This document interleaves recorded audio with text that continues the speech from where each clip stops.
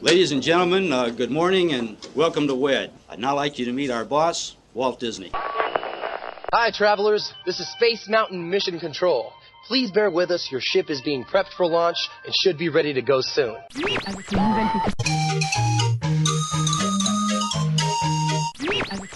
Beware of hitchhiking ghosts.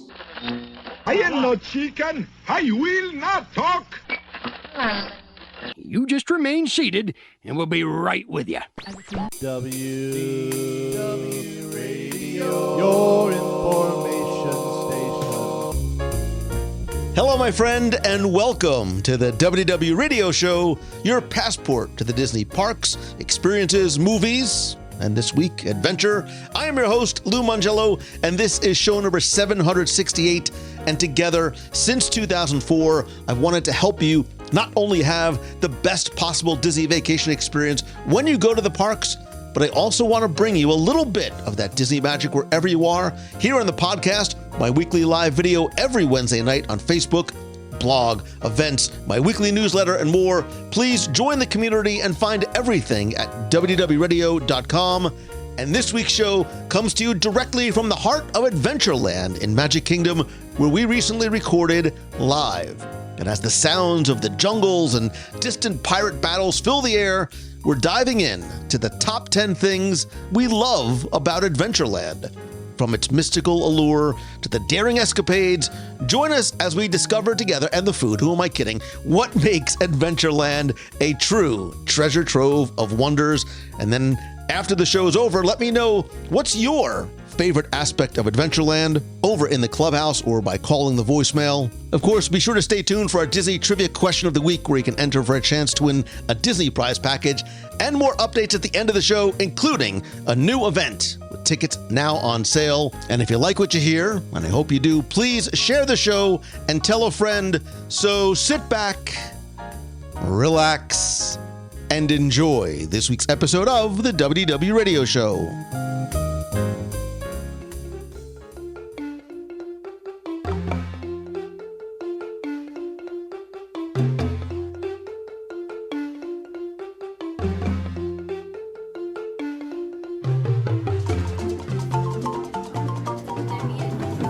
When you close your eyes and you think about some of your favorite aspects of Walt Disney World, what comes to mind first? Is it an attraction? Is it a character? Is it maybe a restaurant? Is it a certain place? Is it a memory? Is it a land? Is it the sound of those wheels on the carts as they go by in the background? For me, I am very much a nostalgic. Like, if you ask me what my favorite park is, I'm going to say Magic Kingdom. I love all the others for different reasons, but I love Magic Kingdom. I have so many fond memories here, and there's still something that is special about this place. And each of the lands within has reasons to love it and reasons to keep coming back. And tonight, we are sitting here on a chilly evening in Adventureland as we prepare to record live our top 10-ish reasons why we love Adventureland. I say we because I can't do it alone. I say top 10, and you, of course, have to think of... He goes by many names. Mm-hmm. He likes to be called Little Timmy Foster, Tim Bananas Foster, Tim Samantha Brown Foster. I just call him my longtime friend and publisher of Listen to How the Music, the crescendo of the music, as I introduce Tim Foster from Celebrations Magazine. Thanks, Lou. You should come up with a Jungle Cruise boat name for me. Oh. Can you name... you too. Can we name rivers that start with a T or an L? Tonga Timmy? I like it. And we should ask those who are watching... Mississippi Lou. Wait, what? First of all, that's way too long. I can't even... MISSISSIPPI. Listen, I'm a little man. I need a little name for the top of my boat. Timmy Foster, we do not get a chance to get together that often. We certainly have not done a live show together. We're actually broadcasting live. It's Wednesday night around 8-something o'clock. And we're broadcasting on WDW Live and recording our first top 10 together live. you just said this is how, you're watching sort of how this all comes together. What do you like? You excited? You nervous? What is it? I'm excited, nervous, and everything. I'm mesmerized and horrified at your preparation lack of. No, it's a fascinating behind-the-scenes look at this. This is fun. We've never done this before. We've never done this. This is a wild ride. And I love doing this. We have a live audience. We literally have people watching at home from around the world. We can make no mistakes. No, we can make lots of mistakes. We've made 93 so far. But this is what I love about doing it live. And it's also, and look, I don't edit the podcast. This may come as a shock. I don't, because I think exactly the way it happens, because I want you who's watching at home, you who's listening at home, you who's sitting with us. We have a special guest off camera. You want to pop in? No, she's like, no. I want you to feel like you're sitting here at the table with us in Adventureland. The music is going. The magic carpets are spinning. It is a beautiful night. It's about 40 degrees out. And we're going to share our top 10 reasons why we love this land. You are my friend. You are my guest. And you have no notes, so I'm wildly curious to hear what you're going to say first. Well, you talked about nostalgia somewhere in the opening. And that's one of the things I loved most. You can say this about pretty much any land in the Magic Kingdom, but especially in Adventureland. I love how I walk in here, and I feel a connection. I'm going nostalgic right out of the gate. I feel that connection with Walt Disney walking through here. Through the history. Mostly because these were attractions he was involved with, the Enchanted Tiki Room. It's named Walt Disney's Enchanted Tiki Room. And the Jungle Cruise and Pirates of the Caribbean, this is all if you know the history of how the Magic Kingdom came to be and how Disneyland came to be, you can just feel Walt's spirit in all of these attractions. Again, all throughout Magic Kingdom, but I think especially here for some reason. We know how much he loved animals and loved the Jungle Cruise, which always brings up my favorite trivia question. Lou, how many animatronics are there on the Jungle Cruise? You know, Tim, I was just reading the most recent issue of Celebrations magazine, where I think that you included this fun fact there. I believe the answer is well, no, wait a minute. Wait a second. Are you going to... that answer might not be the same anymore, because now that they have the new scene at the end, because the answer was there were 0, right? Because they were all using hydraulics and not audio animatronics. But now I wonder, in that final scene where there's sort of the quote-unquote gift shop at the end, are any of the figures in there animatronics? I've noticed new scenes in there, and I'm ashamed I didn't really notice them before, but I think the new scenes kind of came without. So let's just say that there are none. There are no animatronics, and that's subject. There's an asterisk because we may be completely wrong. I will ask somebody who has very close knowledge to this project if there are in fact any animatronics on the attraction now. Okay, but that being said, feeling Walt Disney's spirit in the attractions that he had a personal hand in putting together. Even the Tiki Room has that special place, knowing that that's kind of the birthplace of animatronics and how that all came to be. And it's a long, fascinating story, but that's the first thing on my list, is just that sense of history and connection with Walt Disney as you walk through. You know, Tim, I have to pause for a second, because oftentimes when we do these, Tim's not necessarily paying attention to my facial expressions, which is good, because there's a lot of head in hand, shaking of my head. I absolutely love that that's where you went first, because I too, and maybe it's not just because of the season of life that I'm in, but I am, I'm very sentimental and nostalgic, and we've talked a lot, especially over the last few years, about the keeping of Walt in Walt Disney World, and I love the fact that that's where you went first, right? It's Walt Disney's Carousel of Progress. It's Walt Disney's Enchanted Tiki Room. And I feel that there's sort of that spirit and presence of Walt here. And just, Adventureland hasn't changed very much over the years, right? Other than maybe the introduction of the magic carpets of Aladdin a number of years ago. The attractions that are here have been here. And there's something about that, right?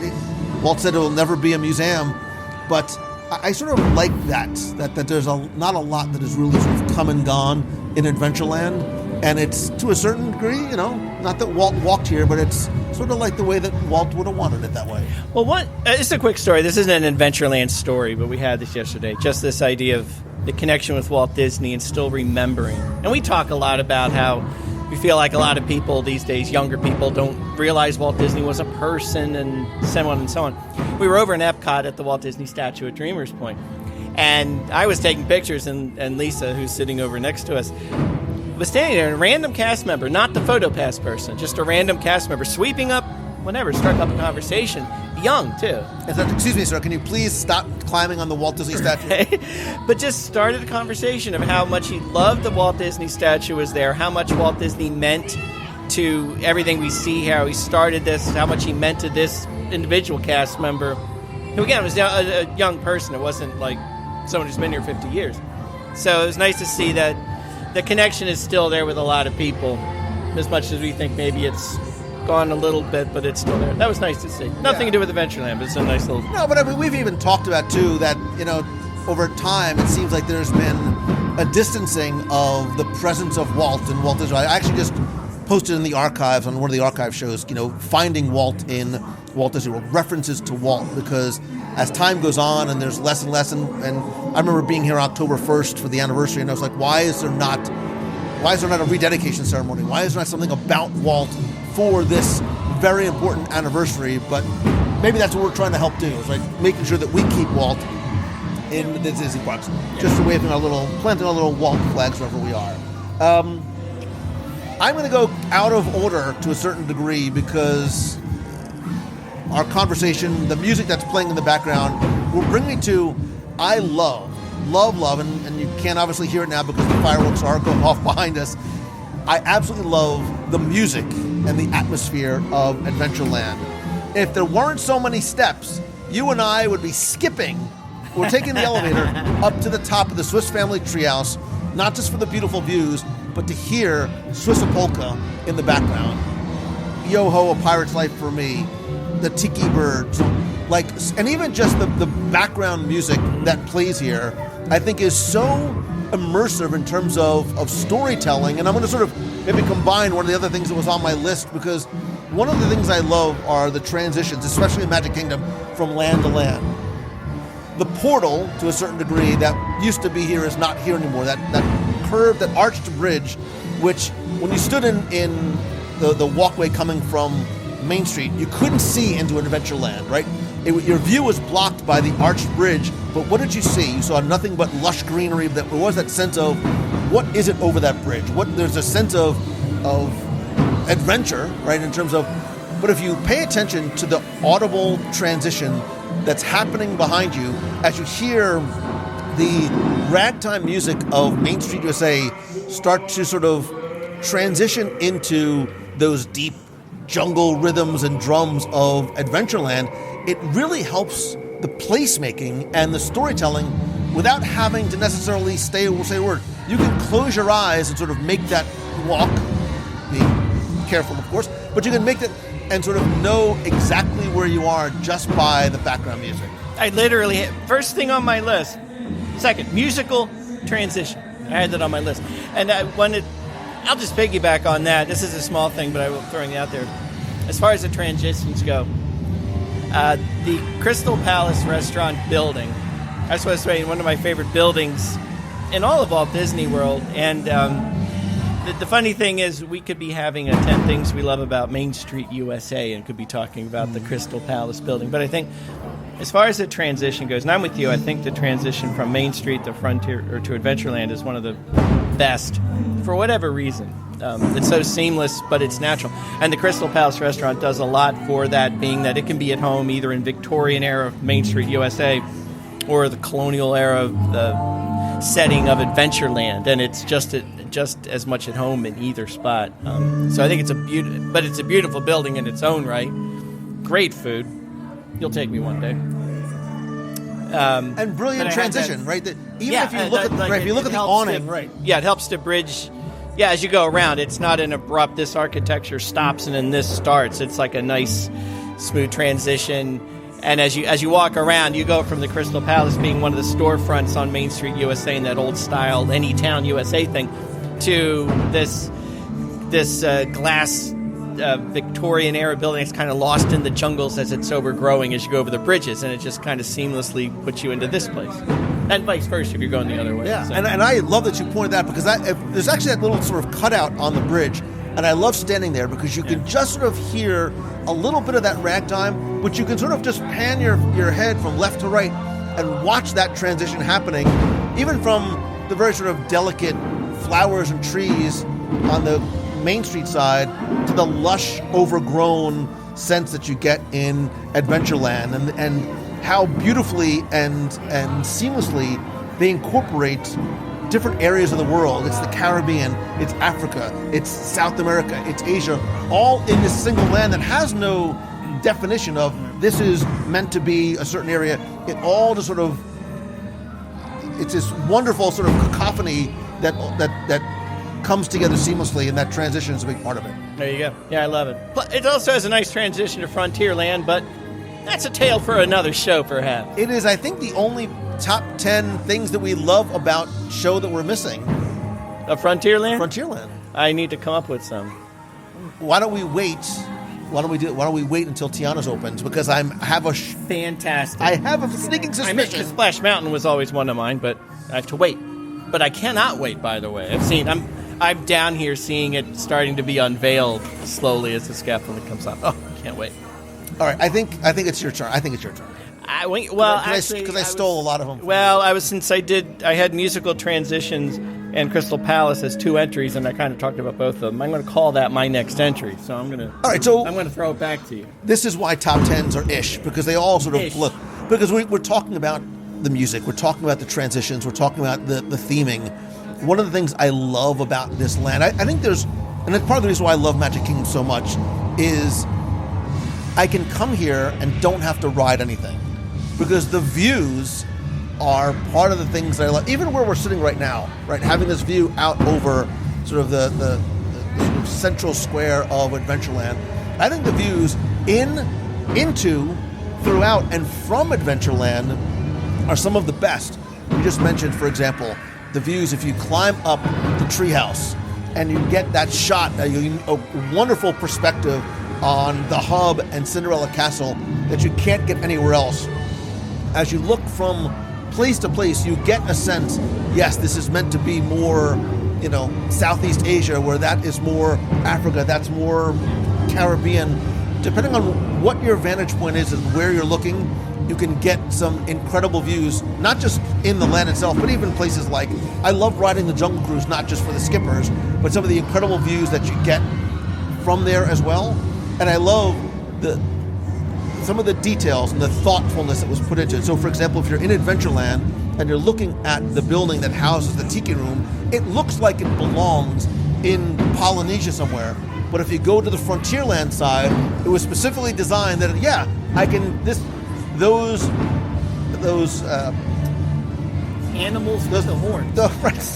Right, it's not sort of, but they make sense in Frontierland the same way they make sense in Adventureland. Yeah, which is great. Actually, speaking of views, one thing, I don't know why I noticed walking around the area leading down to the Jungle Cruise, finding views of the Swiss Family Treehouse I never really take the time to appreciate. So, there's so many views. I'm with you, though. The top from the Swiss Family Treehouse is the best, which reminds me, I haven't been up there in a while. Neither have I. need to go.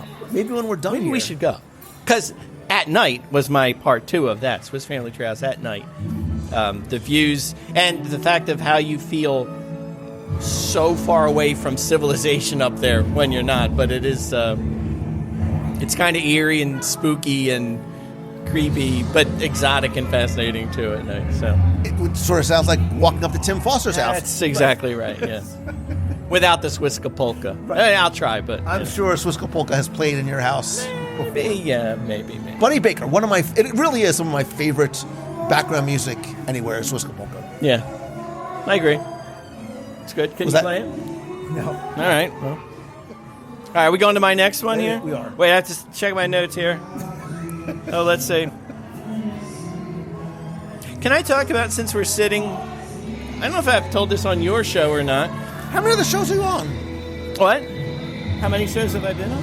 How many other people? You just said, I don't know if I've talked about this on your show, which makes me think now you're cheating on me, going off, which you're of course entitled to. I'm glad you listened to our podcast that we have at religiously. Yeah. Anyway, over there we are sitting not too far from the magic carpets of Aladdin, and you joke because you said my top 10 rides I'd never been on, and you joked that this was number 4 or 5. I have been on magic carpets of Aladdin. And I think I just told you this story, and I'm going to tell these fine folks out here how your daughter your daughter, who is a sweet child. She was 4 or 5 at the time. We went on Magic Carpets of Aladdin. She was given control of the stick. Oh, I remember this. She turned Magic Carpets of Aladdin into Orange Team Mission Space. And to this day, when I approach Magic Carpets of Aladdin, it's with the same trepidation as I do when I approach the Tower of Terror, thanks to your daughter. So I just wanted to tell that. I saw you were a little ashen. So close. Right. Yeah, but how about this whole area, the Magic Carpets of Aladdin, and the detail that you can find here? Every time I walk around, look at the ground, and you find all the pottery shards and the hidden Mickeys and the jewels, and I'm always feeling like I'm finding something new. I take a picture of it and realize I've taken 27 pictures of the exact same thing. Does your wife yell at you, go, Tim, you've taken this picture 10,000 times. Why are you doing it again? I think the comment usually kind of goes along the lines of, oh, here we go. That kind of thing. Like, really? Wait, I think we found a new one. But it's one of the most... Well, you even clued me into this, the detail that's found in the littlest of areas, the walkways, in the benches, the lava benches, I think you've heard some. And it is a fascinating place to walk through and just look out for the little tiniest of details. And when they did the Magic Carpets, I say it's new, it's been there forever at this point, but seeing those little touches that you think are so above and beyond, like why would they even think to do it, but they do, and they're fun to look for. Did you just call Magic Carpets of Aladdin new? Because I think it's been here like... I did, but then it's Has it been here for 30 years? Because it might... probably. What year did Aladdin come out? 94? 96? What? What year did Aladdin come out? Yeah, 94? I think this is saying much more about me than it is about the Magic Carpets of Aladdin. That's how we know we're getting old. We're like, Magic Carpets of Aladdin was just a couple of years ago. Did you hear about this newfangled thing they got? It's called the Haunted Mansion. They've got ghosts in there. It's great. Wait till you see. But do you remember what was here before that? It was a big open space with benches. That's where the tile came from. Yeah. Was from the benches that they took out. And that's how old I guess it really is, because I don't really remember what was there before. But I was here before it came. But yeah, actually it's funny because and the details are escaping me, but it's one of those, they made such an incredibly detailed backstory for all the details you found there, that it was a lamp that was broken or something when it was, and that's why the pottery shards are there. I've kind of forgotten the details of that backstory, but to just come up with a story for those little pieces of pottery that are in the ground. Well, and that's one of the things that I've always loved, and sometimes, I don't know if it's just that we aren't as aware of it, or maybe they're not as great. But I remember for years, like, everything had a reason. Everything had a story. I've told the story a million times when I was researching my audio tours, and there was a box. It was I can see it. It was a black box in the Main Street train station. It had the letters R.L. Nicholas on it, and I couldn't. Tim, I researched. I went to everything. Google. I talked to everybody, and then finally, Dave Smith from the archives. He literally wrote the A to Z encyclopedia. I was with Dave Smith, and I became friendly with him. And I said, Dave, you're the person who knows. I said, this, I'm going to get my answer. This is it. And it was like a very fatherly move. He said, Lou, sometimes a box is just a box. And I'm like, okay, maybe not everything does have a story, but we all wish that there was this like great big book of Imagineering that just had it all in it. But that's the thing, though, because whenever I'm walking around and I see anything, like we're in Imagination and I'm looking on the desk, I'm always seeing what's new there. And there's an envelope marked with, I don't know, like 3 letters in it. I forget what it is. Off the top of my head, I couldn't tell what it was, but in my head, that must mean something. So I took a picture, and by gosh, I'm going to Google it and figure out what it is. And it may be a folder is just a folder sometimes. Yeah. But yeah, so that'll lead me into one of the other things that I love about Adventureland, where we talk about our sentiment and history. And I love the history of this land. I remember vividly being here as a kid with my parents, and it was only Magic Kingdom that back then. So we did spend a lot of time in Adventureland and running. But I remember what used to be, and we were talking earlier, where we're sitting now was literally part of a store. This was Zanzibar Traders. It had the little sort of weather vane, and And I loved this store because not only was the merchandise that was sold here unique and themed to this land, but there were such great details up in the rafters. I have pictures that I love of, trinkets and treasures that came from Agrabah, and it was addressed to Jasmine and Aladdin, and references to 20,000 Leagues Under the Sea, that when I came to the parks with friends or anybody that could sort of grab off the street, I wanted to show them these cool details. 9 times out of 10, they're like, dude, I just want to ride the Jungle Cruise. Like, right, well, but for me, I love the thoughtfulness that was put into this. Somebody mentioned earlier Colonel Hathey. Tim was asking Jeeves who Colonel Hathey was, but I remember Jeeves didn't know. But what was the very first extinct attraction ever in Walt Disney World? Oh, come on! Right, that's what I'm here for. Because I'm a nerd. I swear I've dated before. The Safari Club arcade used to be right next door. No. Really? Really? Really. And it went away. It opened in early 72 and was gone by the end of 72. It was a small little arcade and had those old shooting games in it. And it was really, really well themed, and then it became Colonel Hathey's Safari shop, something like that. And then it's like a sunglass hut now. But it was okay. But it was a clothing store for a while, which I loved because up on top of the building there was this huge spindle that had different colored threads on it, and I'm like, oh, it's brilliant. They have all the different colored threads for the clothing shop underneath. They sell sunglasses now, but it's fine. Wow. But it is that rich history that is here. I still love taking people and asking, who's Bwana Bob? Who's Bwana Bob? I don't know. Come on. Who is Bwana Bob? You know Bwana Bob? You know who Bwana Bob is. I'm looking at the people watching live. Is he an Avenger? You see why I put my hands in my head? Is he Team Cap or Team Iron Man? Oh, my Lord. He was the original Bwana Bob was the original superhero. It was Bob Hope. You see? From the movie Call Me Bwana, 1963. I'm the only nerd that... Lisa's just shaking her head like, really, Mangello? You sure you dated? I swear. But I love that those little details still remain, right? These classic attractions that have not really changed very much over the years, right? They haven't taken away the Swiss Family Treehouse and made it something else. Mm-hmm. They still have that connection to not just Magic Kingdom's history, but Disney history, and some of these...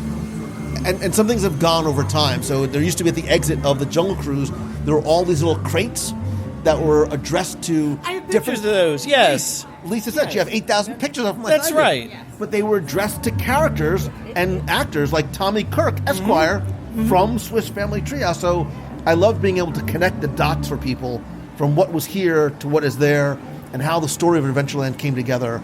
But I love, love, love the history that's here, the different shops that have been part of the Pirates of the Caribbean experience. Do you remember the Pirates League? Yes. Did you ever get made up in the Pirates League? Please say yes. What do you want me to say? Oh, I want you to say yes. What are you expecting me to say right now? I want Lisa to pull out pictures. No, regrettably I did not. Did you? I did. I took my kids. I did, and I loved it. You're going to make me cry because my kids are back in school now. But yeah, I sort of think back, Lafitte's portrait shop that used to be there. Way before your no, before my time. Yeah, it's fine. I have a way back though. Yeah. It's not there anymore. That my daughter and I used to do. You remember Shrunken Ned's Junior Jungle Boats? Aww. I love Shrunken Ned's. I love those. I could never. She's watching. Hello, darling daughter. Darling daughter, do you remember Shrunken Ned's Junior Jungle Boats? I could never steer them. Right. I mean, but that wasn't the point. That wasn't the point of being able to steer. It was a quarter well spent or whatever it was. But. And it was the simple pleasures, right? The simple pleasures, why we love this place, why we love this park, why we love this place. Adventureland is full of simple pleasures. There's no thrill rides here. There's a walking treehouse. Well, There's a magic simple spinner carpets on steroids. Other than that. It's the beauty and the simplicity of this land that I love so much. Yeah, and the Shrunken Ned's was one of those. We talked about these things a lot. The things that you remember, you adore, but they're not on any guide or big, called out any guide map. They're not the e-ticket, they're not the D, the C. It's just you stumble across it, it's there. And I do miss them. I wish they would bring them back, but...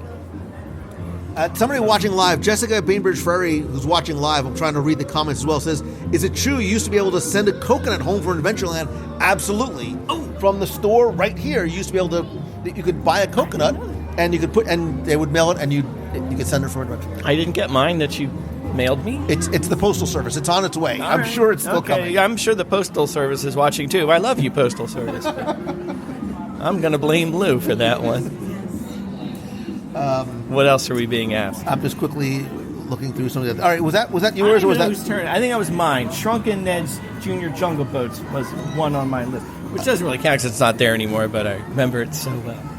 I think we'd be remiss if we didn't say, and not to sort of spark the debate, which quote-unquote, which pirates is better, whose pirates is better. They're all wonderful pirates.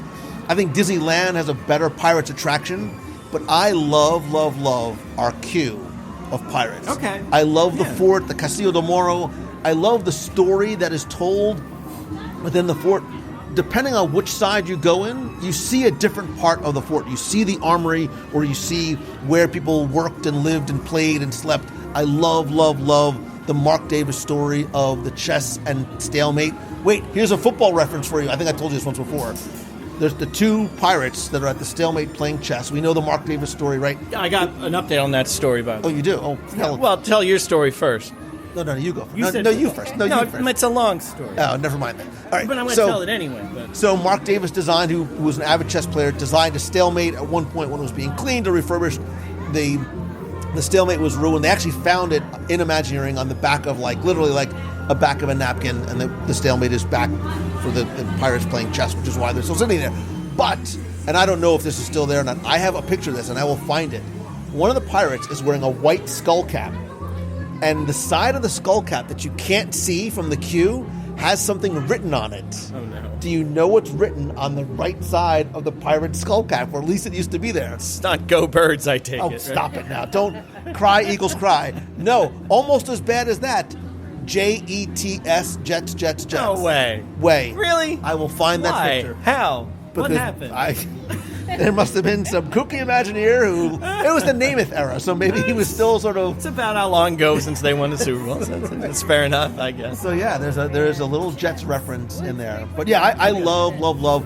And if you spend time in the queue, we always talk about looking up, looking around. Really take your time to look up and see. The show building is huge, and there's parts of the fort that are sort of built almost full height in the queue. And the other thing to look at too, and you could actually say this throughout the entire land, but even in Pirates, it's a silly detail. I love the light fixtures. I love the unique lanterns and light fixtures, specifically inside the queue, the cobwebs that are there. As you start to round that first corner, the well that's there, and the forced perspective of the stairs leading up to the second level where you imagine people would live. It's really, really well thought out and designed, and I think it doesn't get necessarily the love or attention it needs to, or I'm just a huge nerd, or D, all the above. All of the above is fair. Yeah. Especially, was that C? You being the... Well, anyway. No, the chessboard. So, I've heard this. We've all know this story. And like many of you, I've taken pictures of the chessboard many times. This is one of those moments. Tim, you already have a picture of the chessboard. Move on when we're going through the queue. And I looked at the chessboard, and I'm looking at it, and I know the legend of it being a stalemate, but I can clearly see checkmate in one. What's going on here?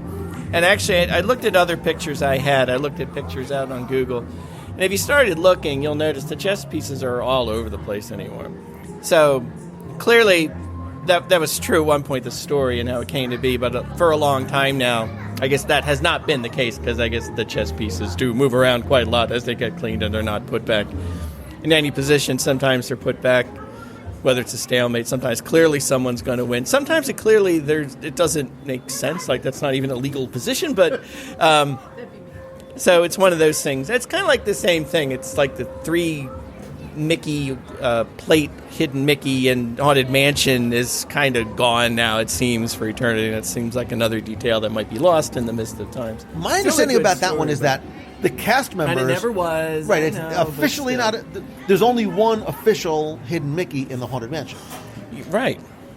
I know And that's where not is. it. Right. I know where it is. So do I. Wait, are we talking about the same one? I don't know. You go first. Mine's in the hand of the ghoul in the crypt. Yeah. Yeah. So as you're just about to exit the graveyard, you almost have to sort of look over your shoulder to the right. It's almost like in like a box. Yeah, There is in this the like crypt. silhouette Or the of a specter, sort of holding what is a hidden Mickey. Yeah, and I always look at is that when I lament that the 3-plate hidden Mickey isn't there, I make sure that one is still there.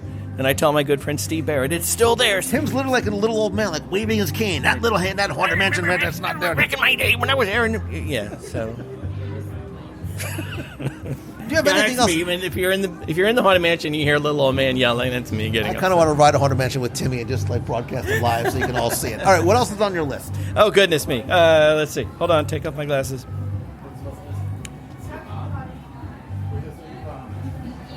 Can I say we did? It's another show, and actually, this was like the winning entry, I think, in another show.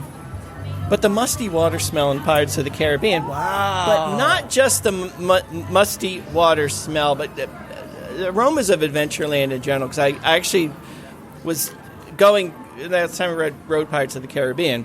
I was now looking forward, as we all are, to the musty water smell, but noticing just other aromas that you smell, like the gunpowder smells and all these other things. The pineapple in the air as you're walking by Philip. I think I'm imagining that. I'm not sure, but and even when you go and do the Jungle Cruise, and there's just that earthy, watery aroma. And I mean, other lands and other parks have more deliberate scent attractions. But there's still something about the smell of Adventureland to call it something else. But like I said, the winning entry, I think, in our top smells of all time was the musty water smell in Pirates. But it's not the only one. And the caverns in Pirates is still one of my favorite places in all of Walt Disney World, just because of the smell, but because of the music, because of the mood, because of the mist, because of everything. So, I'm not kidding, I remember recording the first time we ever did the top 10 smells. And when I said the musty water, I'm like, nobody's going to get it. This was like the seminal moment. Like, we all bonded as a community because we all sort of understood what we were talking about. And that was sort of like the I get you, you see me type moment because we all know what the musty water smell is. Well, I think because our daughter's watching right now. See, we did this topic later on our podcast, not ripping off here. But she had the same experience. She thought musty water smell. And then had the same thought. Nobody thinks this is how weird am I? And she Googled it, and sure enough, pages and pages. And then she felt like, okay, I get it, So, yeah, it's one of those. It's one of those few. Well, I'm sure there's a lot of them, but when you're talking to a fellow Disney fan, you can spot them. All you have to say is musty water smell, and if you get that look of recognition, you go, yep, we're together. So How have you not designed a musty water smell T-shirt? Maybe I have. Maybe I'm wearing it right now. You haven't said anything all night long, so it's not working very well. That's a good idea, though. It is. A pin. Oh, I'm going to make a pin. We're going to make a pin. We're going to make a pin. And a T-shirt. And a T-shirt. Maybe we'll write about it in this thing we do on the side. I mean, celebrations Magazine, at celebrationspress.com? Could be, yes. Do not drink the musty bromine water. The bromine water. Speaking of smells, how could we go without mentioning some of the food of Adventureland? Cheeseburger spring rolls, it's a relatively recent addition, only like the past week. You haven't had one yet? I've not had one yet. I feel like I'm about to have one, thanks to my good friend. If that stand is open, we're going to get like 9 of them. I feel like the line was wrapping out to... It was. The word is out about the cheeseburger spring roll. And certainly, look, you can't talk about Adventureland. Adventureland put Dole Whip on the map. Nobody ever heard Dole Whip before, and now you go other places and you want like a pineapple whip product, because it can't be called Dole Whip unless it's actually Dole Whip. But it is a staple of Adventureland, whether you get pineapples or the other sort of funky flavors. And now you can get it in not one but 2 different spots with the return of the Orange Bird a number of years ago, which I just thought about now too. Now, if I put you on the spot and I give you the whole menu between the two, you got citrus swirl, you got Dole Whip, you got Dole Whip float, you got Dole Whip upside down cake, What's your go-to? Are you a classic? Are you a purist? Or are you going adventurous? So I'm gonna put my lawyer hat on and say, Tim, when am I having this? Because all right, if it's 137 degrees outside, my answer might differ because I might want a little bit of the juice. So I might want to do a little float. But I'm normally going to say I'm a straight, just give me the regular Dole Whip guy. That's the way Walt and God intended. So you're a purist, but at worst, you'll have a little pineapple juice with it, but that's where I'm going to start. Absolutely. I'll even sort of, every now and then, I'll try one of the little flavors. It's just a little swirl, citrus swirl doesn't enter into your conversation. No. But that's what I'm saying. Because sometimes you just, because I think citrus swirl is like a breakfast food. You got your milk, and you got your citrus. You got right. So it's right. It's like the breakfast. Why are you laughing? How do you think I got this Adonis-like body? By justifying the citrus swirl for breakfast. You don't like the orange bird? Oh, for those of you watching live, I just heard from a reliable source off camera, Tim doesn't like the orange bird. I love the orange bird. That's not what I'm hearing. I might need to move the microphone to someone else who can confirm. Look, I have a fear of birds in general. Did you say peck his brain out? Is that what they pecked his brain out? That explains a lot. Oh, I understand. There was trauma. There was an incident. So now when I see orange bird, I just see those dripping talons of death staring me in the face, and I know what he wants. To peck what littles of your brain, because you're just so you know, we're getting a lot of comments and really not loving the fact about you not loving Doris Ivansky Schooley says, what? I love the orange bird. Mel Pick says we love the orange bird. Tim, this is not me. This is what happens. Don't shoot the messenger. She said Sissy Tim. Valerie loves the orange bird. Karen has an orange bird from 1979. Is Tim Guano Joe? Don't ask me. I love orange bird. What? See, this is how rumors start. I think we need to get... I got a little stuffed one, leaving what I call MGM, Always and Forever, going out, and Tim's like, why? Why would you get that? A little stuffed orange bird. I love him. I don't remember that happening. Yeah. I think we need to make up like an orange bird basket for little Timmy Foster. I will take it. I'm citrus swirl all day. I'm orange bird. I'm orange juice in the morning. Who sang the orange bird song? Anita Bryant. Oh. Tell me I don't love the orange bird. Who was the Sunshine Tree Terrace originally sponsored by? The Florida Citrus Growers. Florida Citrus Growers of Florida. Incorporated in Florida, growing citrus for America to love in Florida.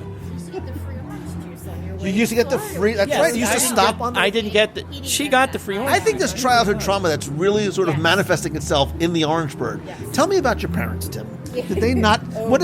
No, maybe... They had parakeets. Oh. Let's just leave it at that. I'm also a little skittish in Flights of Wonder, or whatever we're calling that show today. So. And the tiki birds, well, I know they're okay. Emily says we're going to have to vote you off the island. No. I love the orange. No, come on. No, I do love the orange. Tim's like, he's literally kicking me under the table. Change the topic. All right. Is there anything else on your non-existent list? Honorable mention or anything else? Why are you putting the microphone in my face? There's something I want to mention. And I was just saying the most overlooked attraction in all of Walt Disney World is the Swiss Family Treehouse. That's all I had on my list. But we just so I think, and I'm happy we're saving this for last because I think a very, very wise man once said it takes people to make a dream a reality. And there is one attraction here that lives and dies and continues to entertain millions of guests from around the world. One of the number one thing that I love about Adventureland, in addition to all the other number one things I love about Adventureland, are the Jungle Cruise skippers. Without your Jungle Cruise skipper can make or break your Jungle Cruise adventure. And there have been times, and if you've never done this before, and you get an exceptional skipper, when you get off your boat, there's usually a number of cast members there, including oftentimes a lead. I will wait, and I'll say, listen, can I talk to... I'm not going, can I talk to a manager? But I'll look for a lead and say, listen, I just want to say, Captain Timmy was exceptional. Because a lot of times they only get complaints. Yeah. I want to make sure to recognize some of the skippers who day after day, hour after hour, just the cycle of repeating the same jokes and narration over and over again. But when they make you feel like you're their first and only most important boat of the day, that is what sets the skippers apart. And I have had more exceptional skippers than I've had who just okay, but it really makes a difference in the Jungle Cruise experience. Well, they're funny, which is great. Sometimes you learn something. Like we had one yesterday. Tells like, did you know elephants have a great memory? Like they never forget anything. And then she said, I wish I could remember that too. But you never know. But yeah, Was that your Jungle Cruise joke? Was that it? No, actually we do. We've talked about what's your favorite Jungle Cruise joke. Do you have a favorite Jungle Cruise skipper joke? Oh man. There's so many. There's one dock, there's two docks, we call it a paradox. That's fun. Now you're putting me on the spot. I don't know. Top 10 Jungle Cruise. Because I love that there's some. That's right. I love that there's some you always get. That you always get. But I also love, especially when a cast member has to riff at the end when you're waiting to get back. Waiting, yeah. And they've just sort of like digging into the archives and getting sort of unique jokes out. That's a talent. And the fun thing too, like sometimes they'll tell you facts and stuff, which is cool. Like, did you know elephants have a really good memory and they never forget anything? And I wish they would have a memory like that. Didn't he just say? Oh my goodness gracious. Speaking of the Jungle Cruise, I'll just throw one last honorable mention in there, and I could have included this in food, but it's not about the food, although I do really enjoy it. It's always about the food. I enjoy Skipper Canteen a lot. But yes. I love the connection to the jungle. We talk about the depth in storytelling, the incredible depth in storytelling, the connection to the land, the characters, the extension of creating new characters, and more importantly, the connection to the SEA, the Society of Explorers and Adventurers. I love eating in that back room. If and when you go to Skipper Canteen, stop and look at the bookcase and look at all the books. It is a treasure trove of punny and funny and wonderful references, not just to Adventureland and Jungle Cruise, but characters from Disney history, movies from Disney history, amazing books as well as individuals. And like I seen books referencing the Skyway in Tomorrowland, If You Had Wings, like things like that. So, yeah, and I actually meant to. I don't have a list because I would read some off, but there's so many to choose from. One thing I liked, I discovered early, was the Businesswoman of the Year plaque for Alberta Falls, which is a nice connection to Albert Falls' grandfather, I think is the backstory. And I actually haven't been there in a while. I don't know if you have the backside of water, the joke we know. They had the backside of the menu, and they told this story. And I don't know if that's still what they do. This was years ago when we checked. But yeah, but how rich the story is there and how it does tie in to the lore of the Jungle Cruise if you're paying attention. If you don't pay attention, it doesn't matter. And take your time, like when you're walking on your way out, like look at like the message boards, like not the ones online, the ones inside, like the ones like where messages are tacked up, because it really sort of gives you a sense that there are sort of same way like in Dinoland, right? Sort of the boards in Dinoland where some of the professors and students have sort of posted things there. The same thing exists here, including if you look really carefully. There's a super obscure reference. Do you remember back D23 Expo, maybe 2011, the jujus? Remember when they made the little jujus, the little sort of carved artifacts? Like they were little, like there was like 7 or 8. There was like a little bird. There was like a gecko or something. One of the little jujus, the little parrot juju, is hanging inside one of the message boards.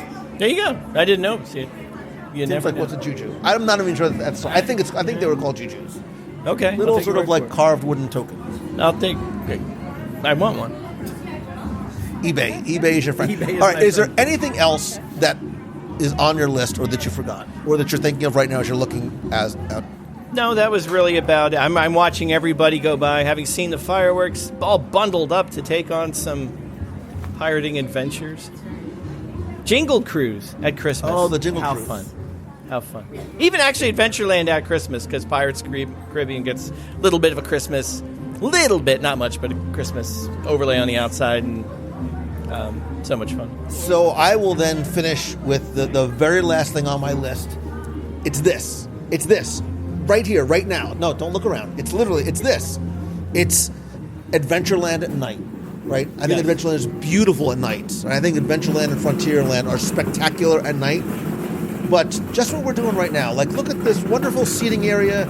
together with friends, the music in the background, the cart coming by is on cue one more time, like the Jungle Cruise off in the distance, like just the overall ambiance of this land at night, especially when you can enjoy and spend it with friends and Tim, like, look at all with it. I mean, you can cry. Wait, Ron, you can see this. Never mind. They can see that you're faking on live. What? Yes.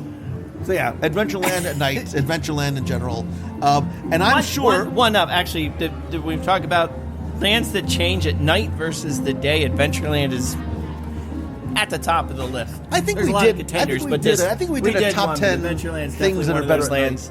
Yeah, a lot of it changes from. I don't want to say fun, but more lighthearted and adventurous to mysterious and spooky at night, which is really. And I think Adventureland and Frontierland complement themselves very, very well, especially at night. I think Frontierland also sort of walking down the street at night is beautiful. But for those of you who are watching live, and you who is at this virtual table with us, screaming into your Zune, at your car, at your dog, if you're walking a dog, like. My God, how did you people forget this?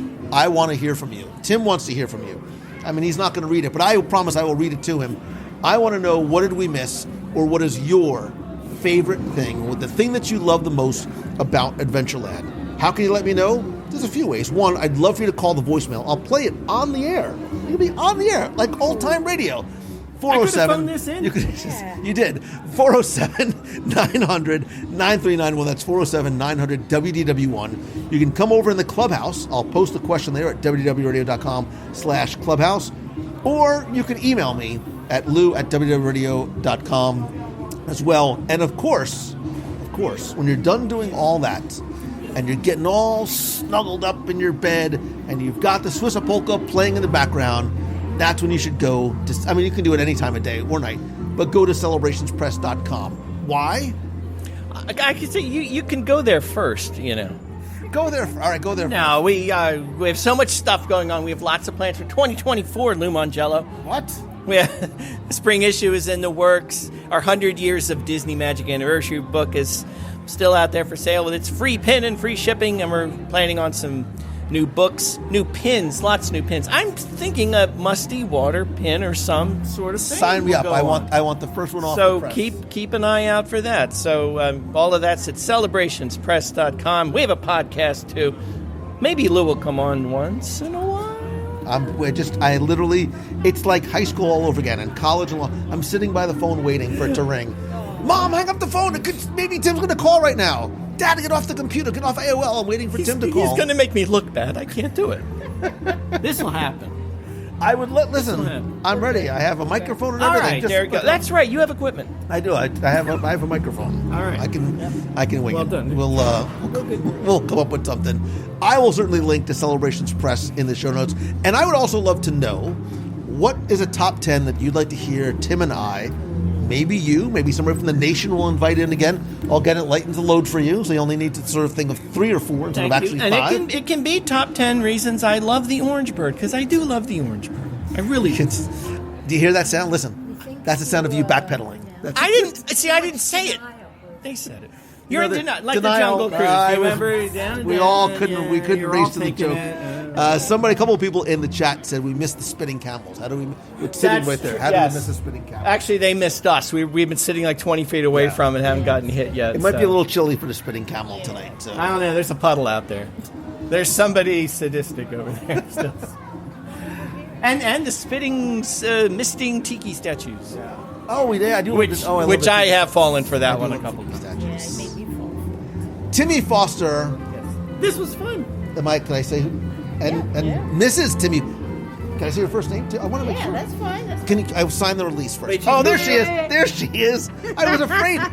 No, it's fine. The reason why, because I can't pay, her fees for making appearances are very, very high. It's over for you now. Yeah. Lisa, always good to see you too. I love these two. I'm not going to say it to them in person, but I do. You are a good man doing good things. Wait, you said it like 6 weeks ago. I love you too. I did? Yeah, I think I had it on video. Oh, Epcot. Yeah. delete that. Oh, I do. And you're a good man doing good things. I am blessed to know you. And that fateful day where we met in Lodo's years ago. Now look at us. We look exactly the same. I might be a little shorter and a little older. Yeah. Me too. I think we're a little grayer too.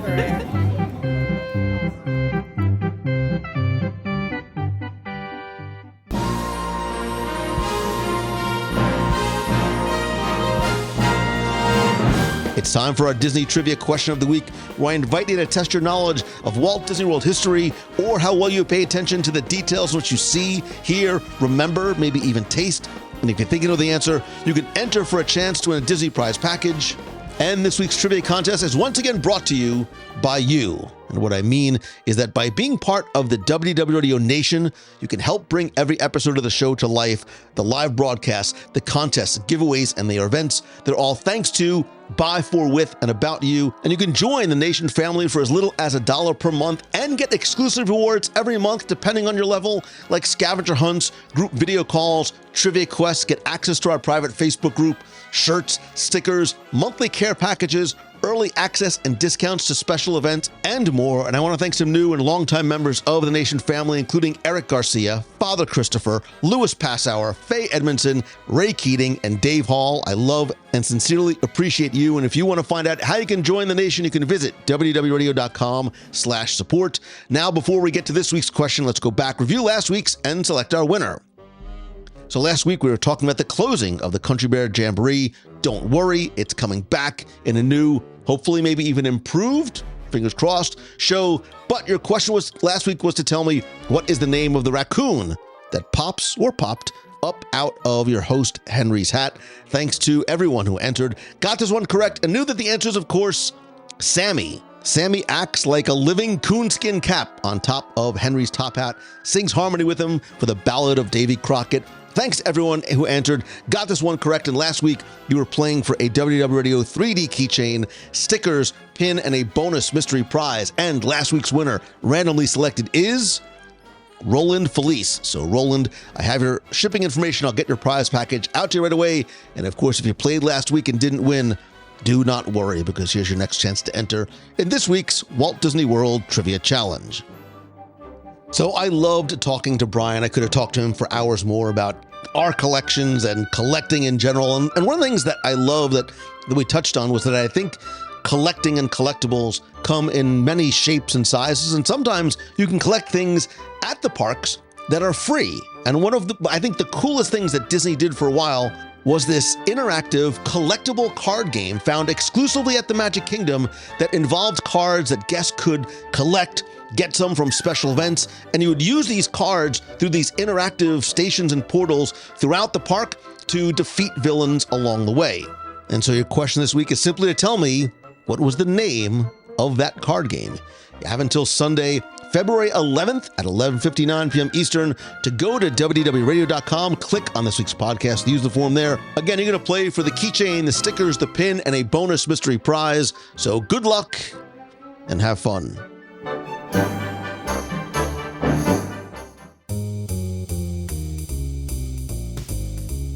Thank you for joining me for the first time or once again this week. I sincerely appreciate you spending and sharing your time with me. And don't forget, I'd love to know what your favorite thing, what your number one out of your top 10 thing that you love about Adventureland is. Come be part of the community and conversation over in the clubhouse at www.radio.com/clubhouse. You can also connect with me elsewhere on social. I'm at Lou Mongello on Instagram, Facebook, LinkedIn, a little bit of X. And if you have a question you'd like me to answer on an upcoming listener email show, you can email me, lou@wdwradio.com. And of course, don't forget that as much as I love connecting and chatting with you online, I still believe that nothing beats a handshake and a hug. Check out our events page over at wdwradio.com/events. I'll have more information about our next meet of the month in Walt Disney World. It's going to take place over Princess Marathon weekend near the end of February. And we have not one, but two group cruises coming up, including our 5-night Halloween on the High Seas this October on the Disney Magic out of Fort Lauderdale with a stop at Lookout Key at Lighthouse Point, and our 7-night Western Caribbean cruise on the brand new Disney Treasure, February 8th, 2025. Can't wait to see that new ship with you. And of course, it's also WDW Radio's 20th anniversary, so it's going to be a lot to celebrate together. To find out more, get a free no obligation quote from my friends over at Mousefan Travel, you can visit www.radio.com/cruises. And in addition to everything I do here at WDWRadio.com, I am also looking to help you elevate your journey to success, both personally and professionally, please go and visit the brand new, relaunched this weekend, LouMangello.com. You can learn more about my Momentum event in Walt Disney World, one-on-one coaching. I'll be launching a new, updated mastermind group coming in March. And for the past 15 or so years, I'm also a professional keynote speaker, and I would love the opportunity to come to your event, conference, business, or school with lessons to inspire and transform from the Disney parks on customer service and experience, as well as leadership lessons from Walt Disney. And speaking of events, I am very excited that my 2024 Momentum Weekend Retreat is just around the corner and tickets are now on sale. Picture this. It is a weekend, April 28th through the 30th in Orlando, right near Walt Disney World, where a small group of only 8 entrepreneurs come together in this beautiful 10-bedroom vacation home. It's not just a retreat, it's really a chance to deep dive into your business and your personal growth, but be surrounded by like-minded people in a fun yet very focused setting. So if you're looking for that breakthrough moment in your business, this retreat is made just for you. We're talking about expert guidance, collective brainstorming, and actionable strategies that are all designed to literally transform your business and help propel you towards success. And guess what?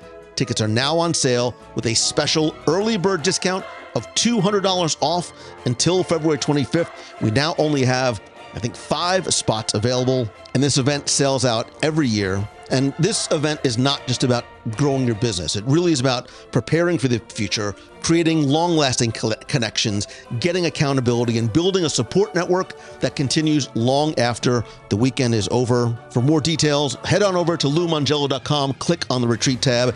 It's not just an event, it is an investment in your business. I hope to see you there, and if you have any questions, please feel free to reach out, lou@WDWRadio.com. And as always, my friend, and you are my friend, whether we have met yet or not, all I ask is that if you like the show, please help spread the word. Tell a friend, share a link to this or your favorite episode on social, and tag me at Lou Mangello. I'll follow you back and I'll reshare it. Please join me this and every Wednesday night, 7:30 p.m. Eastern for WDW Radio Live. This week, I'll be on, let's just say, I'll be at a different destination that I'm sure is going to surprise you. And finally, most importantly, thank you. I love and appreciate you.